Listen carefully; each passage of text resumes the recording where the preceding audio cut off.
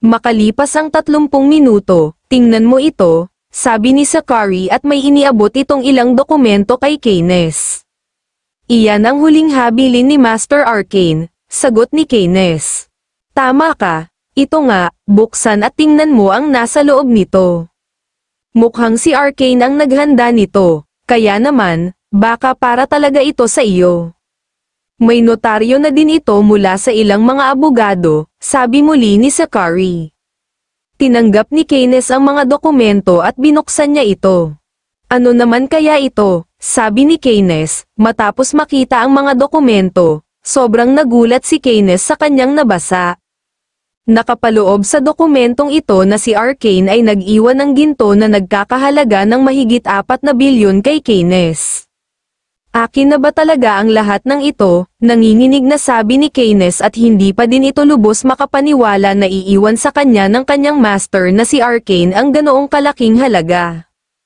Oo, tama ka. Ang lahat ng iyan ay iniwan sa iyo ni Arcane at iyan ay pag-aari mo na ngayon, sagot ni Sakari. Hindi pa rin makapaniwala si Keynes at ilang ulit niya pa itong binasa. Master, ano kayang iniisip mo habang isinusulat ito? Hindi na kita matatanong ngayon, ano ba talaga ang nasa isip mo, wala ka namang pakialam noon sa buhay ko. Hindi mo nga naiisip kung mamamatay ba ako o mabubuhay sa tuwing nakikipaglaban ako. Pero ngayon, tinatawag mo ako bilang iyong alagad, sabi ni Keynes sa kanyang isip.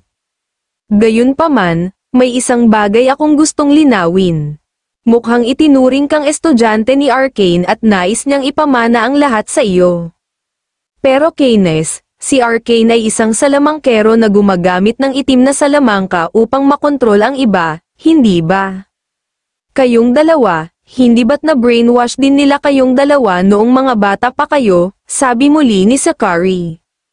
Ano, alam mo ba kung ano iyang mga sinasabi mo, sabi ni Keynes habang silang dalawa ni Arin ay nanginginig.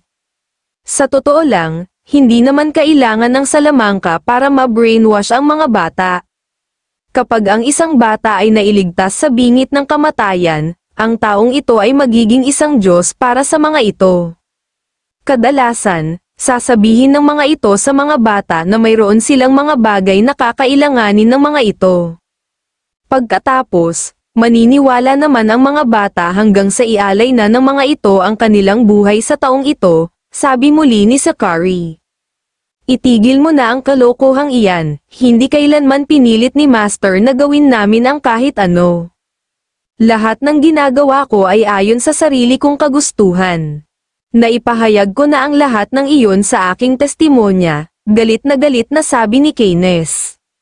Kung aaminin naming na brainwash nga kami, may magbabago ba? Tanong naman ni Arin. Mahahatulan kayong dalawa na kayo ay mga inosente, seryosong sagot ni Sakari.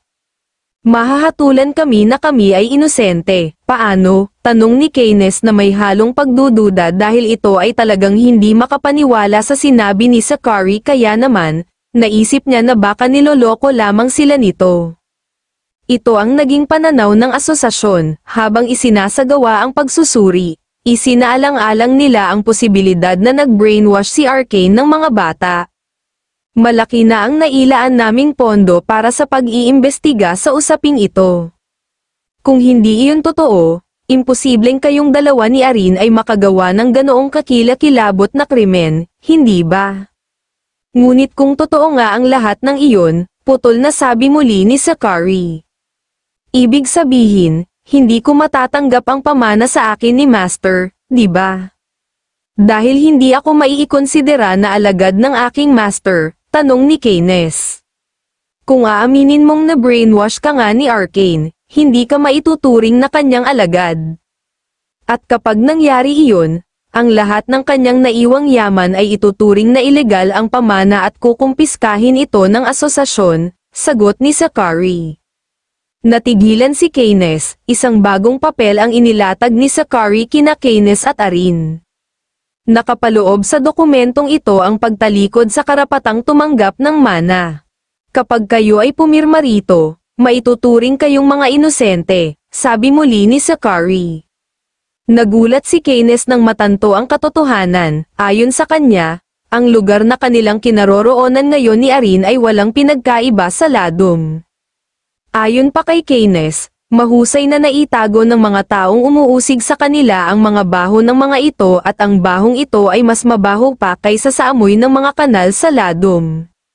Nanginig si Keynes habang nakatingin sa papel na nasa kanyang harapan at naisip na marahil ang mundong ito ay isang dambuhalang bulok na lipunan, duguan at nabubulok at siya ay biglang nagising na sa katotohanan.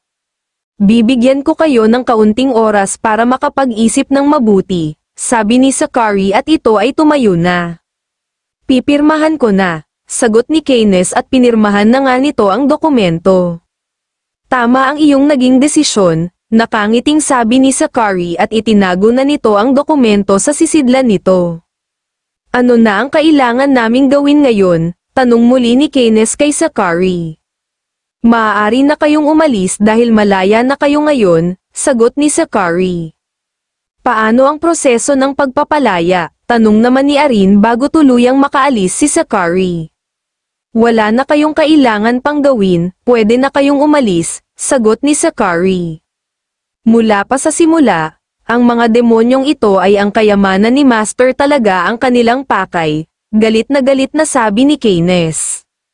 Para sa kanila, kahit papalayain ang mga tulad namin ay wala namang banta. Ngayon ko naiintindihan si Master, isang tao na kahit ang lahat ng bansa sa kontinente ay walang magawa laban sa kanya dahil siya ay tunay na pambihirang nilalang, sabi ni Arin sa kanyang isip at bakas na bakas sa mukha nito ang lungkot dahil sobra itong nag-aalala para kay Keynes. Biglang tumayo si Keynes at inilapag nito ang kanyang kamay sa mesa. Sa anong antas ka naroroon? Isang malakas na sigaw ni Keynes na ikinagulat naman ni Arin. Ngumiti si Zachary at sumagot, paano kung sabihin ko sa iyo na ako ay nasa ikalimang antas? Maaaring umaatres ako ngayon, pero sa hinaharap, sisiguraduhin kung ikaw ay yuyuko sa akin. Tandaan mo iyan, sabi muli ni Keynes, Diyos ko, nagpunta lamang ako rito para magtrabaho. Masyado mo naman ng pinalayo, pero sige, hihintayin ko ang araw na iyon, sagot ni Zachary at tuluyan na itong lumabas ng silid. Keynes, tama ang iyong ginawa, mas mabuti nang sumuko kaysa naman sa mabulok sa kulungan habang buhay, sabi ni Arin kay Keynes at ito ay lubos pa din ang pag-aalala. Arin, kailangan nating palakasin ang ating mga sarili, seryosong sabi ni Keynes.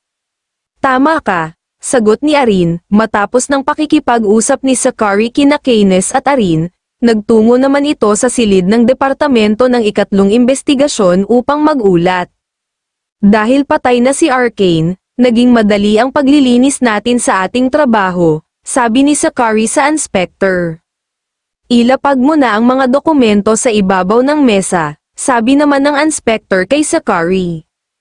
Inspector, paano naman ang kaso ng Alphys na iyon? Tanong ni Zachary sa inspector. Kalma ka lang, bakit natatakot ka bang lumala ito? Iniisip ko kung hindi ba masyadong magaan ang 6 na buwang suspensyon, gayong 40 taon na ang nakalilipas, bahagi pa rin siya ng isang ilegal na eksperimento. Tungkol naman sa pag-atake sa Magic Academy, kahit siya pa ang naging biktima, hindi ba't dapat din siyang managot sa mga nangyari, sagot ng inspector. Ano kaya kung ikonsidera bilang kanyang piyansa ang mahigit 4 na bilyong gintong barya, tanong muli ni Zachary. Ibig mo bang sabihin ay gagawa ako ng hindi patas na desisyon? Seryosong sabi ng inspector. Patawad inspector, nadulas lang po ako sa sinabi ko, sabi muli ni Zachary at iniyuko nito ang kanyang ulo. Maaari ka nang umalis, sabi muli ng inspector. Sige, ako ay lalabas na, sagot ni Zachary at tuluyan na itong lumabas ng silid. Hanggang ngayon, masakit pa rin ang parte kung saan niya ako tinamaan noon, sabi ng inspector. Nanambalik sa alaala ng inspector ang nangyari ilang taon na ang lumipas, noong siya ay bata pa, noong sinuntok siya ni Alphys sa mukha. Tama, dapat talaga ay nagdala ako ng regalo noong panahong iyon, sa ngayon, Ito ang aking regalo sa iyo upang ipagdiwang ang iyong pagkapanalo ng Golden Award, sabi muli ng inspector at pinirmahan nito ang dokumento na ibinigay ni Sakari. Ang inspector na ito pala ay si Oldiano Sheriff, ang lalaking sinuntok noon ni Alphys na isa sa mga lalaking nagtungo sa bahay nila ni Erina. Makalipas ang ilang araw, ang lahat ay nagbalik na sa Magic Academy dahil ito ay muli nang binuksan. Magandang umaga sa iyo Headmaster, nakangiti at sabay-sabay na pagbati ni Nade, Shirene at Hiruki. Hahaha, sabi ko naman sa inyo, huwag na ninyo akong tawaging Headmaster. Ako ay isang ordinaryong matanda na lamang ngayon, sabi ng Headmaster sa tatlo. Si Headmaster Alphys ay nakasuot ng karaniwang damit.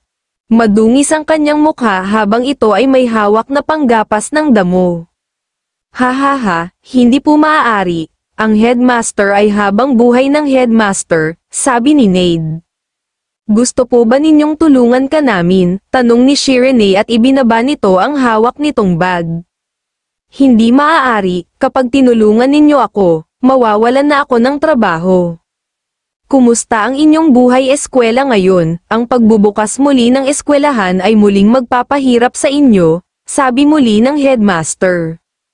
Tama po kayo, pakiramdam ko ay parang mamamatay na ako, sabi ni Shirene. Paano ko magagawang makakuha ng 80 puntos sa bawat asignatura kung kaunting oras na lamang ang natitira, sabi naman ni Nade. Mukhang sinisikap ninyong lahat para makaabante sa susunod na antas sa susunod na semestre, sabi muli ng headmaster. Malungkot na naalala ng tatlo ang nangyari isang buwan na ang nakalipas. Matapos nilang tapusin ang research group presentation upang makapagtapos ng sabay-sabay. Nangako silang tatlo na papasok silang lahat sa ika-4 na antas sa susunod na semestre. Ngunit, hindi nagtagal, inatake ni Archmage Arcane ang Academy at dahil doon, hindi na sila makapag-aral ng maayos. Malaking problema ito, paano ko daw doblehin ang aking marka? Tapos na to, wala na akong pag-asa, sabi ni Nade. Ako naman, sa math lang ako magaling, hindi ba dapat ay ganun ka din Nade, sabi naman ni Hiruki. Kayong dalawa ay magaling sa gawain, samantalang ako naman ay hindi, sabi naman ni Nade. Ako naman ay matagal nang hindi nakapag-aral, napakarami kasing nangyaring hindi maganda nitong mga nakaraan. At saka isa pa, medyo magulo pa ngayon ang academy, sabi naman ni Shirene. Sa totoo lang, ang makapag-aral sa ganitong sitwasyon ay kakaiba na talaga. Maglaro muna tayo ngayon, bukas na lang tayo mag-aral, sabi muli ni Nade. Tama, iyan na lang muna ang gawin natin ngayon, huwag muna tayong mag-aral, sabi naman ni Hiruki. Uy, tingnan nyo iyon, nandito sila. Sabi ni Shirene at biglang may itinuro ito sa di kalayuan. Napalingon sina Nade at Hiruki, bakit nandito ang mga iyan? Gulat na sabi ni Nade at Hiruki. Ang tinutukoy ng mga ito ay sina Keynes at Arin, kamusta na kayo? Bakit kayo naririto? Tapos na siguro ang inyong klase, sabi ni Keynes. Hindi ba dapat ay kami ang magtanong niyan sa inyo? Anong ginagawa ninyo dito? Ano na namang binabalak ninyong gawin dito sa Magic Academy? Seryosong sabi ni Shirene kina Keynes at Arin. Dahil simula ngayon, dito na kami titira, kaya naman, naglilibot-libot lang kami ni Arin para makita ang buong lugar, sagot ni Keynes. Ano, hindi maaari, galit na sabi ni Hiruki, anong ibig mong sabihin na dito na kayo titira? Tanong muli ni Shirene. Kahit na ako, ayoko talaga nito, pero, dahil gusto kong magtagumpay, ang pagpasok sa isang Magic Academy ang pinakamabilis na paraan. Sagot ni Keynes. Nagbibiro ka ba? Akala mo ba ay may puwang kayo dito sa Magic Academy? Bakit nila tatanggapin ang mga tulad ninyo? Isang malakas na sigaw ni Nade. Senior, sabi muli ni Keynes at ito ay sobrang ikinagulat ni Nade, Shirene at Hiruki. Narinig ko na kayong tatlo ay kabilang sa ika-5 antas. Ako naman ay nasa ika-4 na antas, ibig sabihin lamang noon, kami ay inyong seniors. Kaya naman, senior ang itatawag ninyo sa amin, sabi muli ni Keynes. Hindi makapaniwala sina Shireenei sa mga sinabi ni Keynes dahil ayon sa kanila, imposibleng pumayag ang kanilang mga istriktong guro na basta-basta na lamang pumasok sina Keynes at Arin sa academy at sa ika-4 na antas pa mapupunta. Hindi ba tama naman, kami ay mga alagad na ng isang archmage sa loob ng 10 taon at matagal na naming napagdaanan ang mga pangunahing kaalaman, sabi muli ni Keynes. Pero kahit na, natalo ka pa rin naman ni Shireenei, sarkastikong sabi muli ni Nade. Ganun pa man, mga kaibigan, mukhang nakakaawang tingnan ang inyong mga marka. Sa totoo lang, ako ay medyo hindi nasisiyahan, ang isa sa inyo, lahat ng asignatura ay bagsak lalo na sa math. Ang isa naman, ay pasang-awa, hindi ako makapaniwalang natalo ako ng babong katulad ninyo. O siya, sige na, aalis na kami, galingan na lamang ninyo. Handa na akong alagaan ang aking mga cute na juniors, sabi muli ni Keynes at tumawa ito ng malakas at tuluyan na itong umalis kasama si Arin. Kailangan muna nating ipagpaliban ang pahinga natin ngayon, seryosong sabi ni Shireenei. Tama, mas pipiliin ko pang isuko ang lahat kaysa tawagin ko ang dalawang iyon na senior, pagsang-ayon ni Nade. Bakit ba sumusuko agad kayo? Hindi naman ninyo kailangang gawin iyon. Sa susunod na semestre pa naman magsisimula ang dalawang iyon, sabi naman ni Hiroki. Ano man ang mangyari, kailangan pa rin nating makapagtapos sa susunod na semestre, seryosong sabi ni Shireenei. Sa natitirang mga buwan, magawa pa kaya ni na Shireenei na madoble pa nila ang kanilang mga grado. Ang unang paraan na kanilang ginawa ay ang time management. Hinati-hati nila ang bawat bahagi na may oras na tig 10 minuto. Kung gagawin nila iyon, mababawasan ang mga masasayang nilang oras. Makakatulong ito para mapanatili ang pinakamataas na antas ng konsentrasyon. Ang pangalawang paraan naman ay ang paggawa ng group study. Buti na lang, walang banggaang naganap sa kanilang tatlo sa kanilang mga asignatura. Ibig sabihin, pwede silang magtulungan sa mga asignatura na mahina ang bawat isa. Ngunit, mayroon silang isang bagong bagay na dapat matutunan. Nasagutan ko na, sabi ni Hiroki, tapos ka na, patingin nga, sabi ni Shireenei at kinuha nito ang sinag-utang papel ni Hiroki. Matapos kuhanin ang papel, sobrang nagulat si Shireenei sa kanyang nabasa. Anong kalokohan ito? Bakit ganito? Anong ibig sabihin nito? Tinuruan na kita kung paano gumamit ng tamang salita, sabi muli ni Shireenei. Bakit? Anong mali sa aking ginawa? Kumakain ka ng pasta, kakain ako ng pasta. Hindi ba tama naman ang aking ginawa upang maipahayag na magkaiba tayo ng kilos? Isa iyang pangungusap na nagpapakita ng pagkakaiba ng asignatura kahit walang espesyal na pahayag, sagot ni Hiroki. Napagtanto ni Shireenei na ang dahilan kung bakit sila ay mahina sa ilang asignatura ay hindi dahil sila ay tamad, kundi dahil sila ay talagang hindi angkop sa mga iyon. Mali ka, ang wika ay hindi math, hindi ito kasangkapan para gumawa ng mga paraan ng pagpapatunay, sabi muli ni Shireenei. Wala akong alam dyan, para sa akin, math pa rin ang pinakamahusay, sagot ni Hiroki. Isa lamang ang ibig sabihin nito, hindi ka makakapagtapos, seryosong sabi muli ni Shireenei. Anong sinabi mo? Sabi naman ni Hiroki na medyo nagulat. Ang pangatlo, ipinagpaliban muna nila ang mga academic achievements at nag-focus na lamang sila sa kanilang pag-aaral para makapagtapos dahil hindi nila nais maging senior si Keynes. Naalala ni Nade na kinabukasan na gaganapin ang kanilang practical exam at ayon sa kanya mahina siya pagdating sa ganitong pagsusulit. Habang sina Shireenei at Hiroki naman ay seryosong nagpapatuloy sa pag-aaral. Bahala na. Sapat na siguro kung mapapasama ako sa top 10, sabi muli ni Nade sa kanyang isip. Kinabukasan, Araw na ng practical exam, lumitaw sa bulletin board ang 87 bits at patuloy pa itong nadaragdagan. Ang mga estudyante ay sobrang nagulat dahil sa patuloy na paglakas ng spirit zone ni Nade.